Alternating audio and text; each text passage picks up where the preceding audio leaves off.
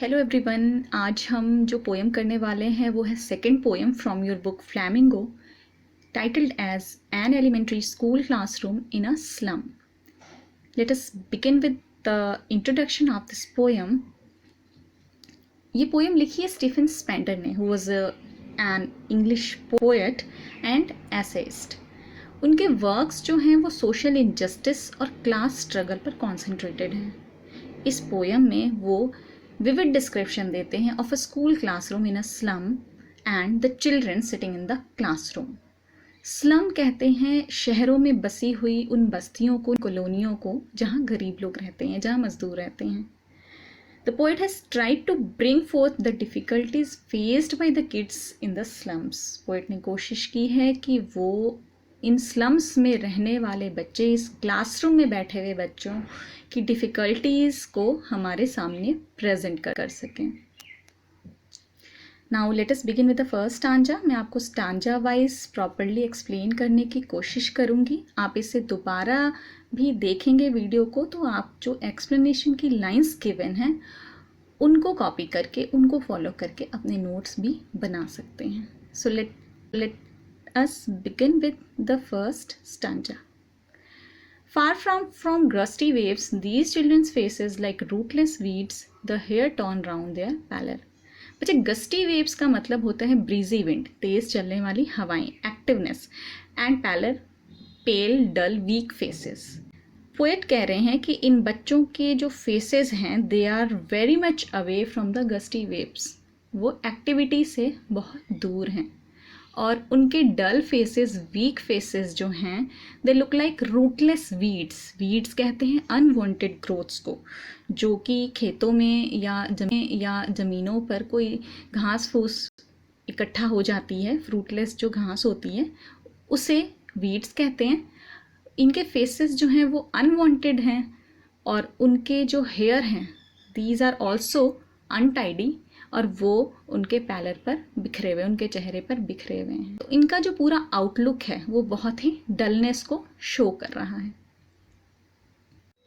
The tall girl with her wig down head, the paper seaming boy with rat's eyes, the stunted unlucky heir of twisted bones, reciting a father's gnarled disease, his lesson from his desk. इस stanza में poet ने हमें बच्चों का description दिया है which are sitting in the classroom. The first one is the tall girl with a weighed down head. उसका head जो है वो झुका हुआ है and that may be due to the responsibilities और due to the fatigue faced by her. Second one is the paper seeming boy. Paper seaming means very thin. The boy is very thin with rat's eyes. Rat's eyes meaning greedy eyes. The boy is very much thin and he is having greed in his eyes. This greed may be due to hunger. Bones. The third one is stunted. Stunted meaning जिसकी growth रुक गई है. Unlucky heir of twisted bones reciting a father's gnarled disease. तीसरा बच्चा जो है उसे unlucky आयर मतलब उत्तराधिकारी बोला जा रहा है अपने फादर का, जो अपने फादर से डिजीज़ लेके आया ऑफ ट्विस्टेड बोन्स. यहाँ रिकेट से डिजीज़ लेके आया ऑफ ट्विस्टेड बोन्स. यहाँ रिकेट्स डिजीज़ से मतलब है twisted bones. And he is reciting the lesson from his desk. At back of the dim class, one unnoted, sweet and young.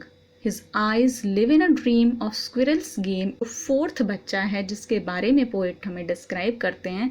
He is sitting at the back of the class. एक unnoted बच्चा है, sweet and young, sweetness है उस बच्चे में. And his eyes live in a dream. उसकी आंखों में एक ड्रीम नज़र आ रही है पोएट को. And what is that dream? Of squirrels game. वो स्क्विरल का गेम खेलना चाहता है in the tree room. Other than this, वो अपने क्लासरूम से बाहर जा कर के स्क्विरल के साथ ट्रीज पर गेम्स खेलना चाहता है. तो बच्चे, यहाँ 4 बच्चों का डिस्क्रिप्शन दिया है पोएट ने. One is a tall girl and second one is the paper seeming boy, third की आयर, and the fourth one this sweet and young boy who gets unnoted. Let us begin with another stanza. On sour cream walls, donations, Shakespeare's head, cloudless at dawn, civilized dome, riding all cities, bell, flowery, Tralles valley, open-handed map, awarding the world its world. बच्चों इस stanza में poet has tried to give us the complete description of that classroom. वो classroom कैसी दिखती है उसके बारे में पोएट ने हमें बताने की कोशिश की है. And he has began with the description of walls. Poet describe करते हैं द क्लासरूम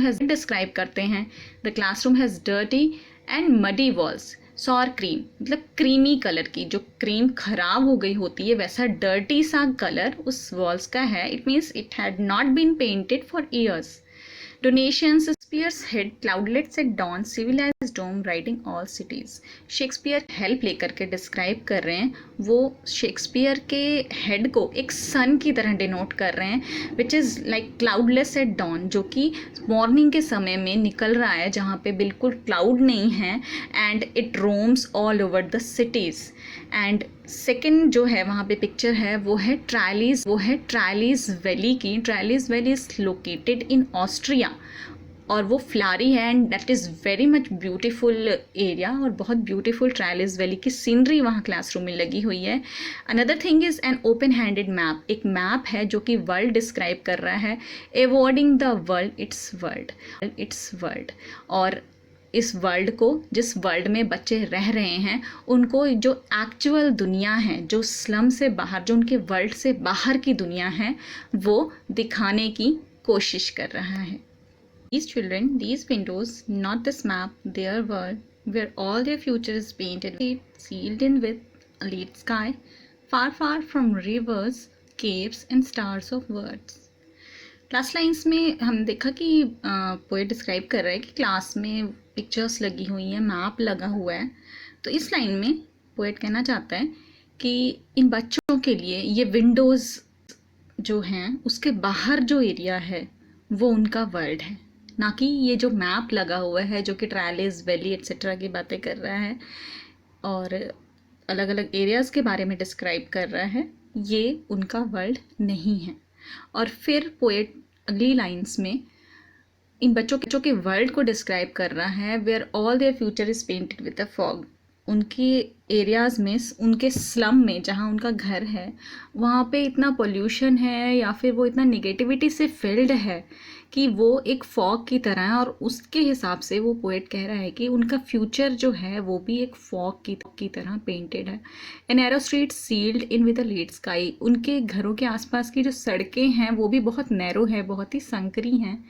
और पोएट ये डिस्क्राइब करने की कोशिश कर रहा है कि इन बच्चों का फ्यूचर जो है वो भी उन स्ट्रीट्स की तरह सील्ड है with a lead sky. Lead कहते हैं बेटे जो पेंसिल के अंदर होती है ना, जो सिमिलर कलर को डिनोट करते हुए यहाँ पे लेड स्काई यूज़ किया गया है कि उनका लिए जो आसमान है, उनके लिए जो फ्यूचर है that is full of darkness. यहाँ पे लेड को डार्कनेस के लिए मेंशन किया गया है.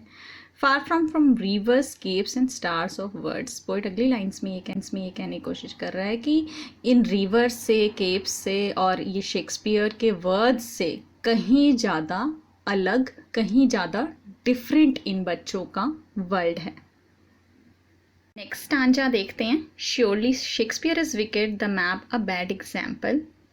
पोइट कहता है शेक्सपियर इन बच्चों के लिए विकेड है. He is like an evil man. और ये जो मैप है it is a bad example for them. क्यों?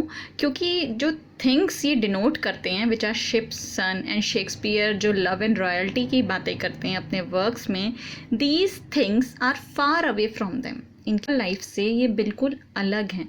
ये उन्हें टेम्प्ट कर रही हैं टू स्टील. ये चीज़ें उन्हें मिसलीड कर रही हैं, इन्हें शिप, सन और लव का वर्ल्ड शो कर रही हैं which is unreal for them. और ये बच्चे जो हैं उसका उन पर नेगेटिव इम्पैक्ट पड़ता है.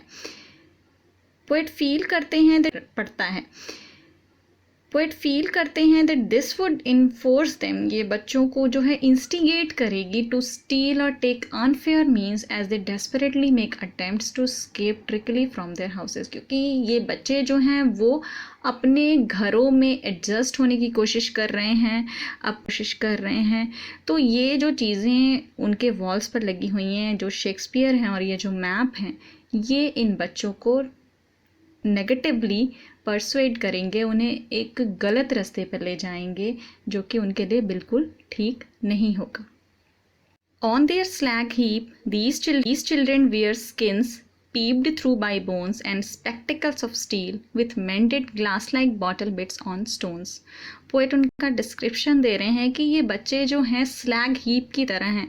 इनके घरों के आसपास जो है वो कूड़े का ढेर पड़ा है और ये बच्चे भी उसका एक पार्ट बन चुके हैं. अब ये बच्चे जो हैं थ्रू बाय बोन्स, ये इतने ज़्यादा कमज़ोर हैं, ये माल न्यूट्रिशंड हैं कि इनकी जो है बोन्स नज़र आती हैं. And spectacles of steel with मेंडेड glass, और उन्होंने जो स्पेक्टिकल्स लगाए हुए हैं दीज आर नॉट नॉर्मल, ये जो हैं रिपेयर्ड हैं. ये टूटे हुए कांच को जोड़ के शीशों से जो इनके स्पेक्टिकल्स बनाए हुए हैं वो इन्होंने पहन रखे हैं. Like bottle bits on stones.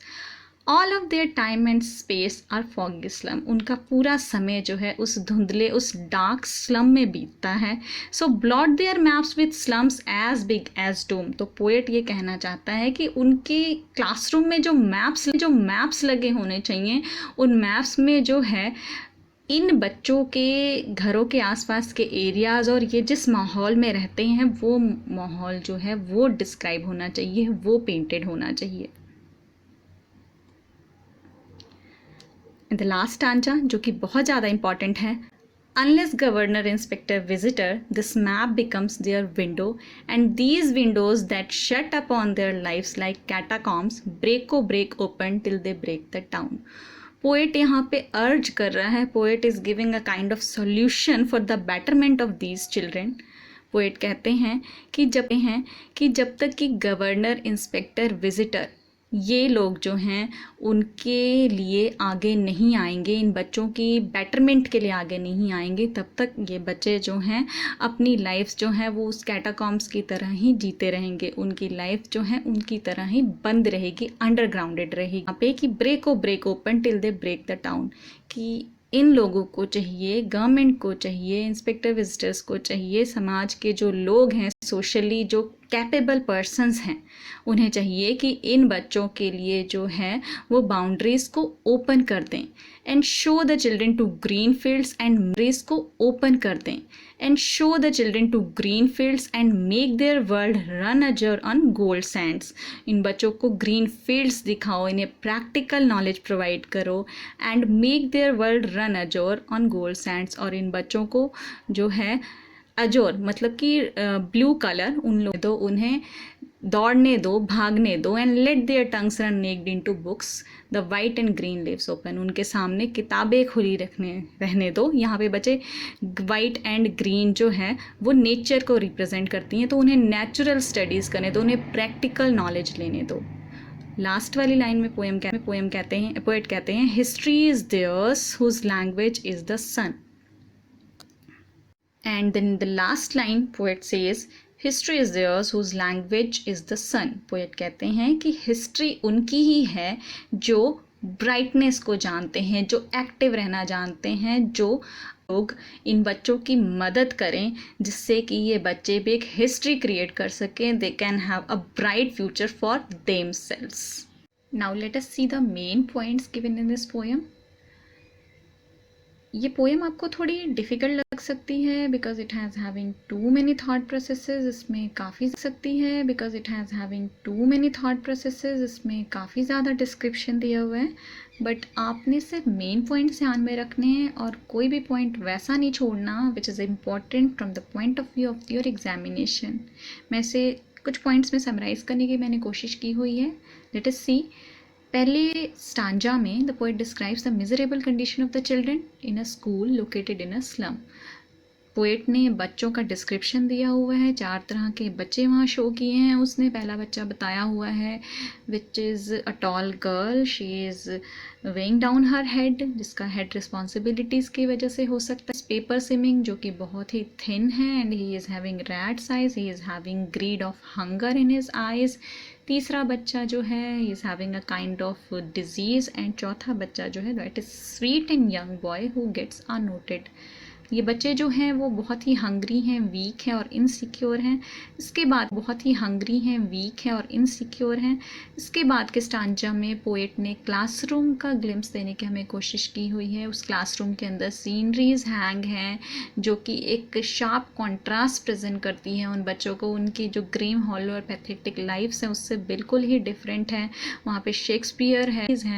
ये सारी चीज़ें जो चीज़ें डिस्क्राइब कर रही हैं, they do not provide any kind of hope for these children. ये किसी तरह के बच्चों को होप नहीं प्रोवाइड कर रही, बल्कि these are tempting the children. ये चीज़ें बच्चों को टेम्प्ट कर रही हैं, क्योंकि ये बच्चे तो पुअर हैं, अंडर फेड हैं एंड डिप्राइव्ड हैं। इन बच्चों के पास होप्स नहीं हैं।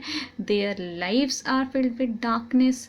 पर ये चीज़ें जो हैं वो क्वाइट कॉन्ट्ररी उन बच्चों के उनकी क्लासरूम में हैंगी हुई हैं। तो पोएट ने लास्ट स्टांजा में सॉल्यूशन मांगा है, वो सॉल्यूशन शो भी किया है। वो कहते हैं कि जब जो पॉलिसी मेकर्स हैं उन्हें इन बच्चों की इम्प्रूवमेंट के लिए काम करना चाहिए। पोएट कहते हैं कि एजुकेशन, और वो भी quality education is the only way which can improve the living of the student of sitting in this classroom. Poet कहते हैं कि ये पॉलिसी मेकर्स अगर आगे आएंगे और उन बच्चों को क्वालिटी एजुकेशन प्रोवाइड करेंगे, तभी ये जो है फ्रीडम ऑफ एक्सप्रेशन गेन करेंगे, जिससे इनकी लाइफ्स जो हैं वो चेंज होंगी और ये बच्चे जो हैं वो हिस्ट्री क्रिएट कर सकेंगे। And with this the poem ends. If you have any difficulty, you can replay the video and watch it again.